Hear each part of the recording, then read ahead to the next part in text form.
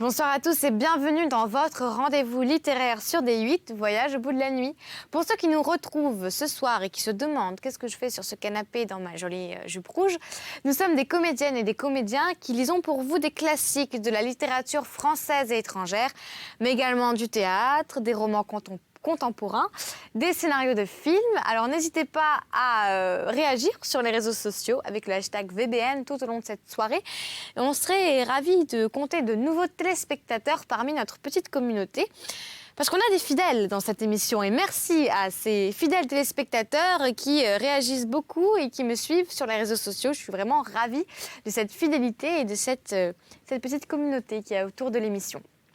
Alors je vais poursuivre et terminer ce soir la lecture d'un recueil de lettres d'amour entre Pierre-Augustin Caron de Beaumarchais, le célèbre auteur de Figaro, Figaro, et sa maîtresse Amélie Ouré de la Morinet. Alors c'est un recueil de lettres échangées entre 1787 et 1799, et donc il comprend des échanges évidemment sulfureux. Alors je ne sais pas, pour ceux qui ont suivi les émissions précédentes, je me suis retrouvée dans des descriptions pornographiques et j'étais très choquée. Donc des échanges sulfureux entre Beaumarchais et Amélie.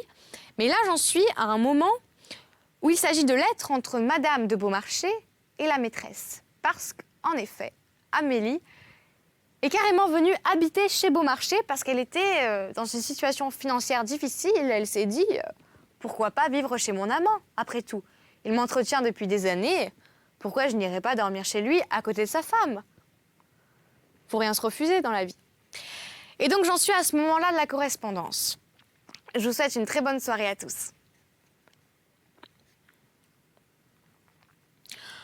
Autre lettre autographe non datée, probablement écrite à la fin du printemps de 1791.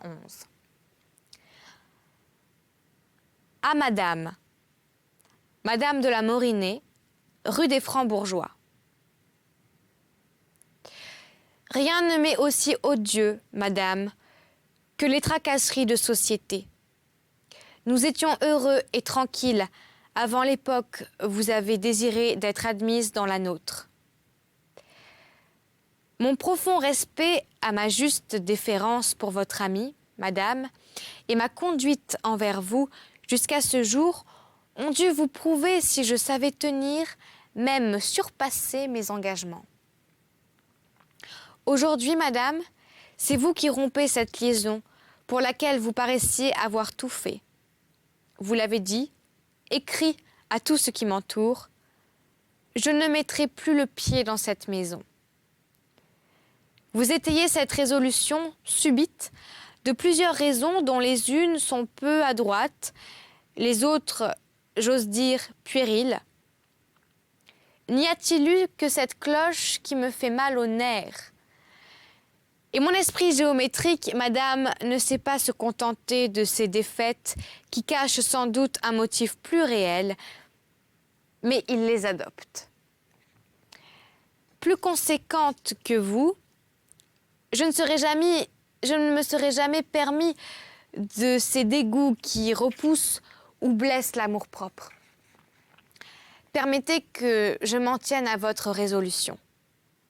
Ceci n'est point assez, Madame, mais c'est ce que je crois lui devoir. Personne n'a cherché de prétexte pour vous donner du chagrin chez moi. Personne n'a songé à vous en bannir. Mais on peut sans injure, comme sans cruauté, trouver bon que vous y renonciez sans sujet. Il est inutile, Madame, que vous souteniez cette lutte inégale entre nous. Vous avez pour arme une imagination féconde, et moi je n'ai que la froide raison à y opposer. Par grâce, finissons cette querelle. Je ne suis pas d'humeur à y prendre un rôle plus longtemps. Je vous souhaite, Madame, une meilleure santé, un cœur moins injuste et peut-être une tête plus saine.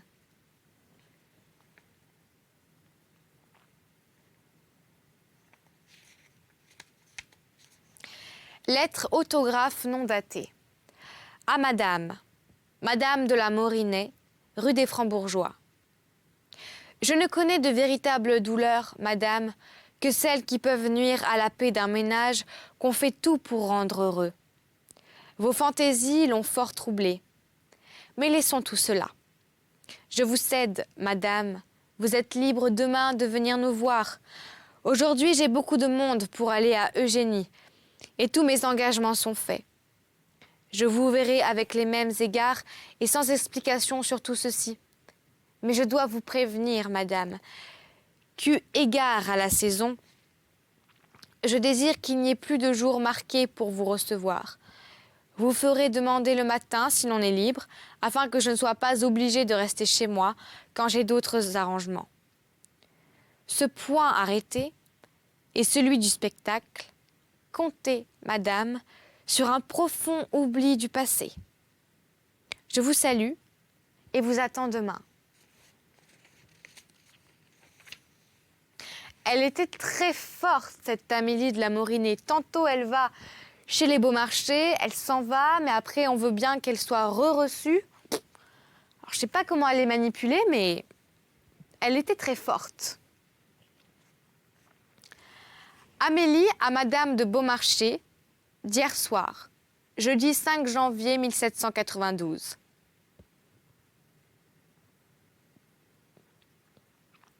Je me souviens avec reconnaissance, ma très aimable voisine, que vous avez eu la bonté d'ajouter hier un mot à l'invitation que me faisait Monsieur de Beaumarchais pour le déjeuner de demain. Ce mot m'avait tellement touchée qu'il me laissait l'âme désolée de ne pouvoir accepter. Réellement, c'est impossible. Aujourd'hui, j'ai cherché les moyens de me dégager d'un engagement pris depuis 8 jours avec des femmes que j'aime, qui ont la bonté de m'aimer aussi. J'ai vu que je les affligeais. Elles ne se fâcheront pas, car elles ne tiennent pas aux formes. S'il n'y avait eu que cet inconvénient à braver, vous savez, madame, comme les convenances me conviennent peu, j'aurais sauté à pieds joints par-dessus. Mais blesser l'amitié, voilà de ces torts réels dont jamais mon cœur ne sera coupable.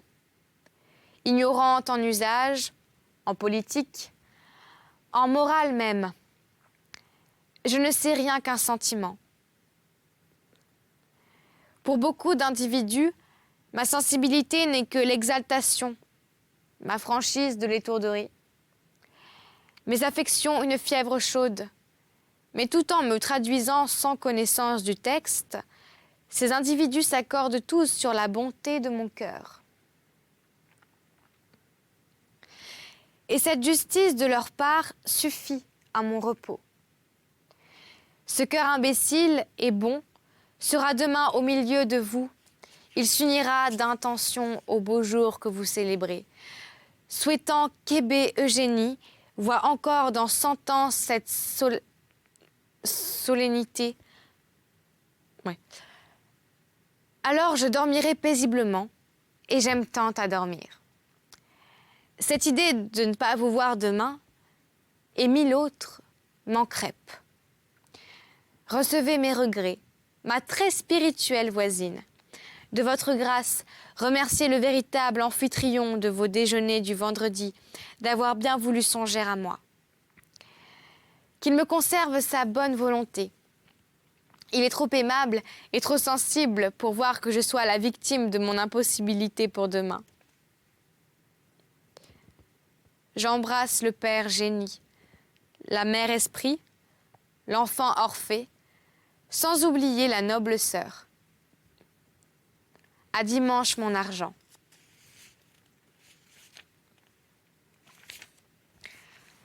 Lettre autographe de Madame de Beaumarchais non datée. À Madame de la Morinay. Je n'ai pas eu le loisir, madame, de répondre hier à votre étonnante lettre. L'exaltation d'une tête ne saurait aller plus loin. Voilà ce que j'y vois de plus clair.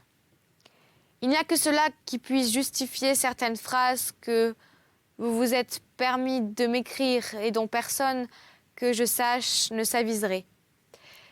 Je ne puis, ni ne veux, entrer dans aucun détail, par respect pour vous et pour moi. Mais madame, pour éviter les procès par écrit, j'ai causé hier avec votre ami monsieur Desportes et je l'ai prié de vous voir.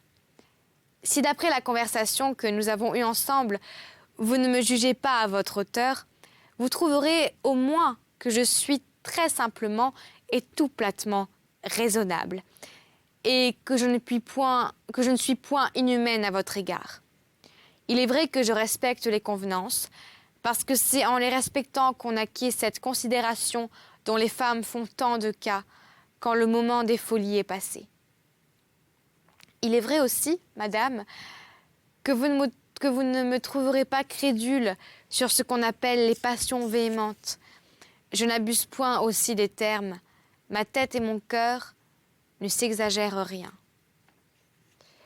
Il y a un âge pour cette fièvre convulsive. Mais au nôtre, madame, les sentiments ont une teinte plus douce. C'est réellement pour le bonheur qu'on a un attachement, et non pour se désoler et tourmenter les autres. Votre ami, madame, se porte bien. Il se porterait encore mieux s'il n'était agité de toutes ces tracasseries.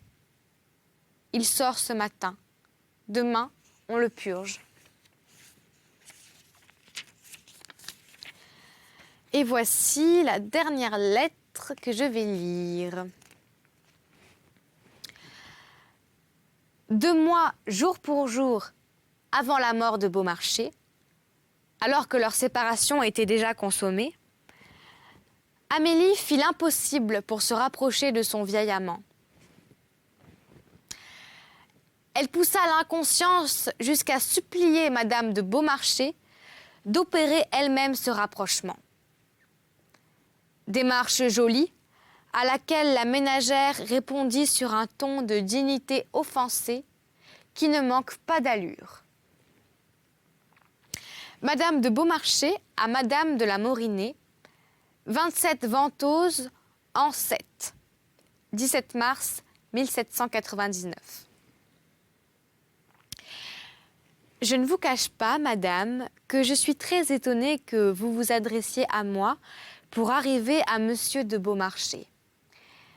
Vous savez bien que nous avons chacun notre appartement distinct et fort séparés l'un de l'autre, que nous avons mutuellement la liberté d'y recevoir les personnes qui nous conviennent, que rien n'est moins dans mon caractère d'aller faire l'inspection chez mon mari, de faire des demandes indiscrètes ou de blâmer sa conduite en quoi que ce soit.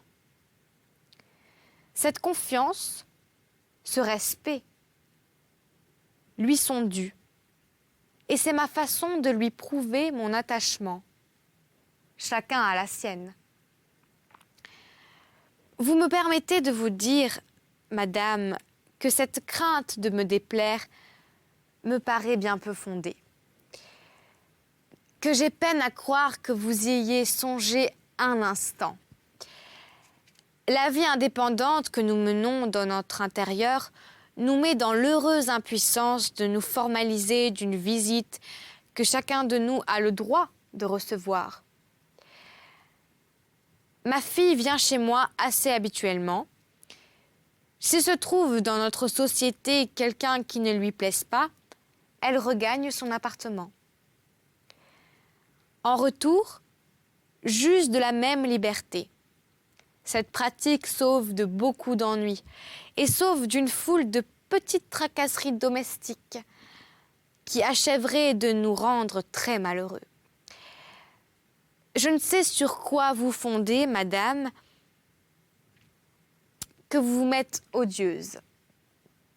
C'est un bien vilain mot que vous avez écrit là. Réduisons-le à sa valeur. Il y a des unions de sociétés incompatibles. Et la nôtre, madame, est de ce genre dans toute la rigueur de cette acception. Je ne croirais point, malgré les 4 lignes que vous m'avez envoyées, que le bonheur de l'homme que j'aime, que j'estime, et à qui je l'ai prouvé d'une manière solide, tienne à un rattachement de liaison, devenu plus absurde et plus impossible que jamais. Et sûrement, madame, je ne serais pas seule de cet avis s'il fallait recueillir les voix.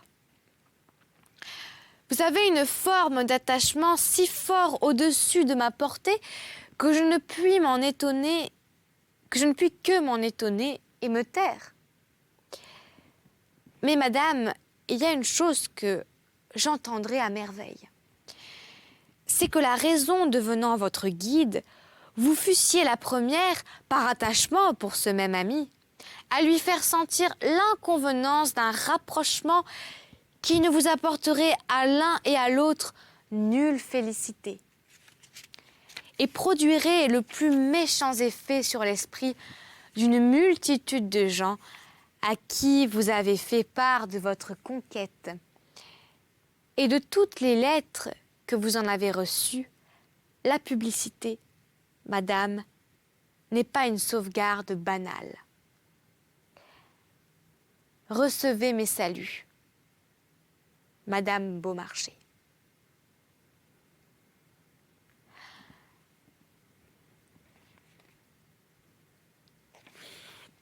La santé de MB n'est altérée que par un rhume, et c'est à ce rhume qu'il faut attribuer la petite indisposition qu'il a eue il y a 3 jours. Il n'est nullement malade. Seulement, il a le malaise que j'éprouve moi-même, occasionné par un rhume de poitrine. Salut. Salut. Ciao. Bref. Voilà, c'est la fin de cette lecture. Alors, pour la petite info, Beaumarchais est mort... est-ce que j'ai la date quand est-ce qu'il est mort? Non. Mais en tout cas, il est mort donc d'une crise d'apoplexie, je crois. Pas très sympa. Et sa maîtresse, donc Madame de la Morinée, est morte quelques semaines seulement après. Elle n'a pas survécu très longtemps. Alors, je ne sais pas trop quoi penser. N'hésitez pas à me dire avec le hashtag VBN ce que vous avez pensé de cette histoire, parce que c'est quand même bizarre. Elle était complètement dépendante financièrement de lui. En même temps, elle lui semblait très attachée. Ils avaient 27 ans d'écart. Est-ce que vous pensez que c'est un amour sincère? J'aimerais bien avoir votre avis sur ça. Un avis de personne de 2015. Et alors, ce que j'ai noté dans ce roman, c'est que vraiment, les gens n'ont pas attendu les réseaux sociaux pour s'envoyer des punchlines incroyables, par correspondance, qui s'envoyaient. J'ai beaucoup aimé ce roman. Je vais donc vous laisser ce soir. Je sais que ça vous fait de la peine, mais on se retrouve très bientôt pour un autre voyage jusqu'au bout de la night. Je vous dis à très bientôt. Bon courage pour ceux qui se couchent. Non, pour ceux qui travaillent. Et bonne nuit pour ceux qui se couchent. Bye bye.